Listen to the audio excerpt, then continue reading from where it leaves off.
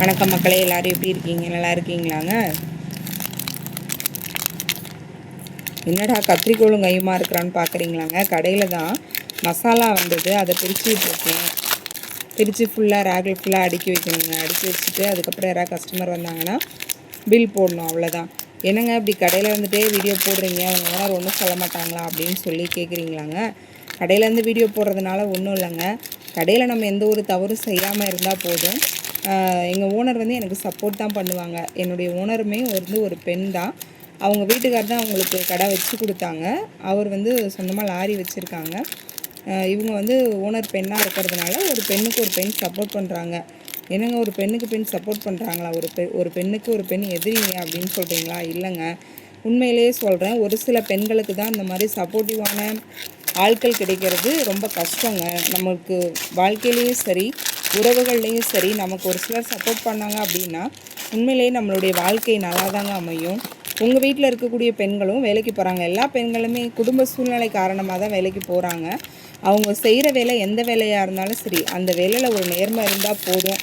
செய்யக்கூடிய வேலையை சரியான முறையில் நம்ம செஞ்சு முடிச்சிட்டா நம்மளுடைய பிரச்சனை தீர்ந்துருங்க, அவ்வளோதான். ஒரு சில கடைகளில், ஒரு சில வேலை செய்கிற இடங்களில் மட்டும்தான் கொஞ்சம் நமக்கு சப்போர்ட்டிவாக இருப்பாங்க. ஏன்னா எல்லா ஓனர்ஸுமே இது மாதிரி இருப்பாங்களா அப்படின்னு சொன்னால் இருக்க மாட்டாங்க. கடையில் மொபைல் கூட நீங்கள் அலோவ் பண்ணக்கூடாதுன்னு சொல்லுவாங்க. அந்த மாதிரி இல்லை எங்கள் ஓனர். ஏன்னா நான் எல்லா வேலையுமே ஓரளவு கடையில் முடித்து கொடுத்துருவேங்க. அதனால் எதுவும் சொல்ல மாட்டாங்க.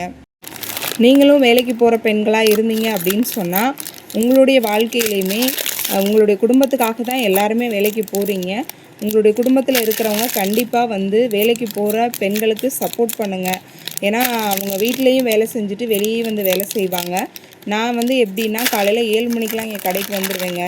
7 மணிக்கே வந்துடுவீங்க. அப்போனா வீட்டில் யாருங்க வேலை செய்வான்னு கேட்குறீங்களா? வீட்டில் எனக்கு சப்போர்ட்டிவாக இருக்கிறது என்னோடய அத்தை தாங்க.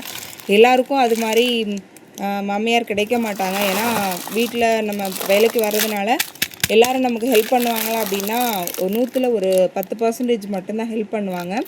நான் ஓரளவு என்னால் முடிஞ்ச வேலைகளை மட்டும் காலையில் செஞ்சு வச்சுட்டு வந்துடுவேங்க. அவங்க தான் அதுக்கப்புறம் என்னுடைய குழந்தைகளை பார்த்துக்கிறது முதற்கொண்டு மற்ற வேலைகள் ஏதாவது இருந்தால் எல்லாமே எங்கள் அத்தை தாங்க செய்வாங்க. ஓகே மக்களே, மீண்டும் இன்னொரு வீடியோவில் உங்களை தொடர்ந்து பார்க்குறேன்.